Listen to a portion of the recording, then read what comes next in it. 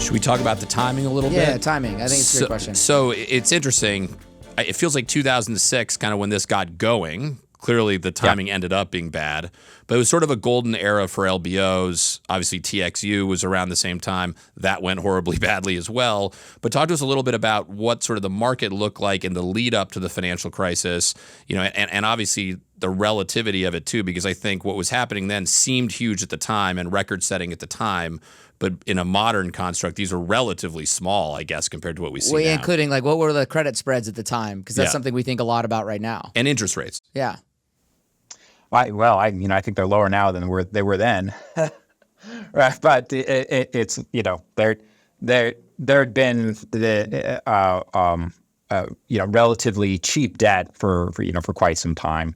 Sure. Under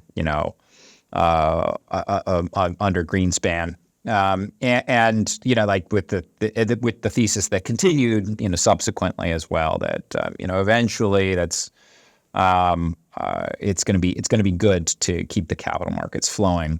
At this time, it really, like, this whole process even kicked off in 2005, and then it was there was the bid and then the agreement in 2006, where it was ultimately the Apollo TPG team bid over the strategic competitor that wound up winning out at an extraordinary number. Sure.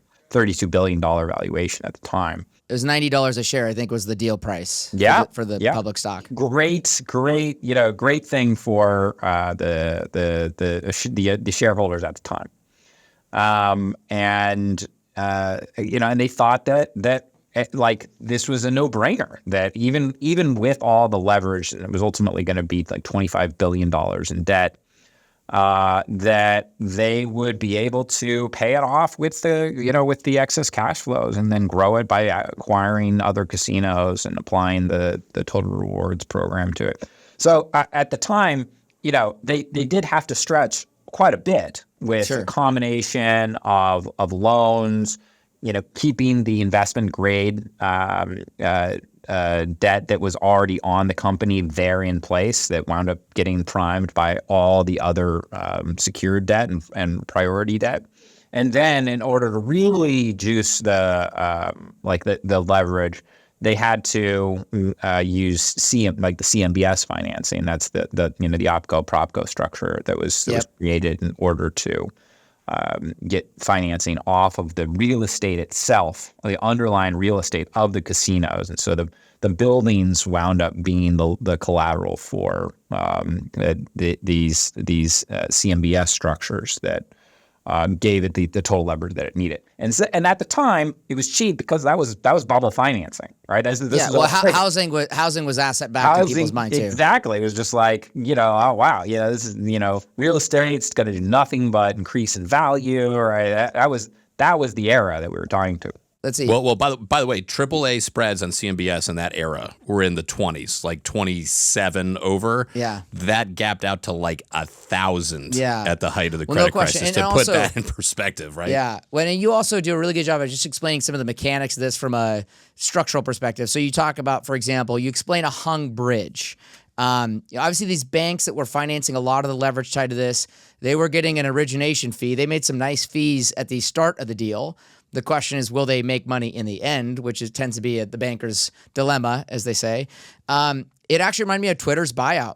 We're still looking at the debt now. Yeah, it's a hung bridge on Twitter, and they're starting to market the debt finally. It's hot right now. I mean, it's amazing that they think that they're going to sell it at 90 cents on the dollar. Maybe they already have. We've been reporting on it. I agree. Yeah. But again, analogously, to your point, spreads are tighter now. Now, spreads are tighter, but the nominal cost of money is much higher today, right? But the spread's tight.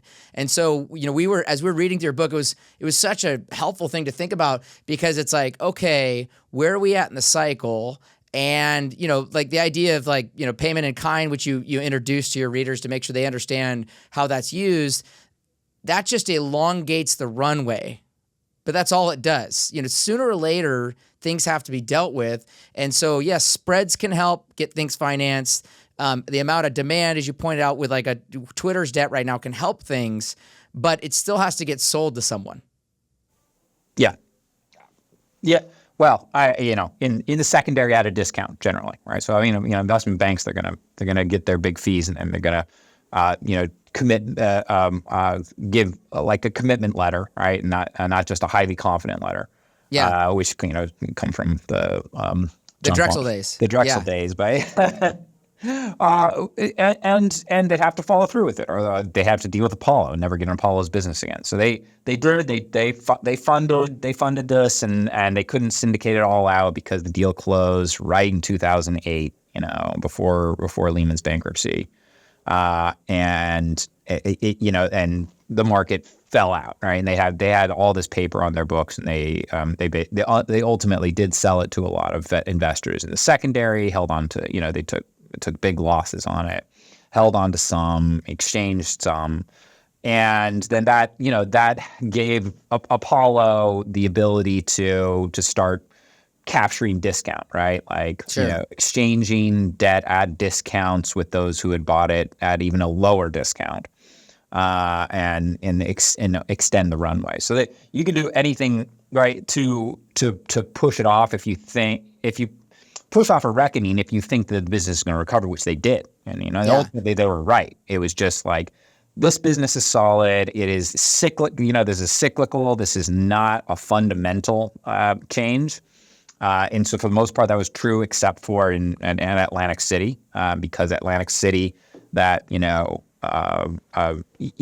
was slashed by 60%, never came back because sure. all the casino licenses that came on board in New England in the Northeast after the Mohican Sun, right? I think of like I don't think that was already that was already permitted, because I think that was on reservation land. But that was a successful casino operation that competed. In a prior era, didn't Atlantic City didn't have any competition. I think the other thing too, you talk about the idea of assets, or A is equal to equity plus liabilities. And so when they're exchanging this debt, what they're doing is actually reducing their liabilities, which makes the value, obviously, of the equity bigger, hopefully. And it's a little bit of a math game of like, what is your value? And that becomes obviously a contention, point, in this. Do we want to jump ahead to looking at structure? I think we should do that. As you were talking there, Max, it's funny to think about, and you're completely right. The banks had no choice but to go through with this financing, or they, Apollo would have been, for lack of a better term, so pissed, and they never would have done business with them again, blah, blah, blah. But I think Apollo's breakup fee was like $350 million. So there is kind of a deep irony that they should have just paid the $350 million. In hindsight, everybody would have saved a lot of money. It's just kind of funny to think about sometimes how these things end up working out versus the emotions at the time.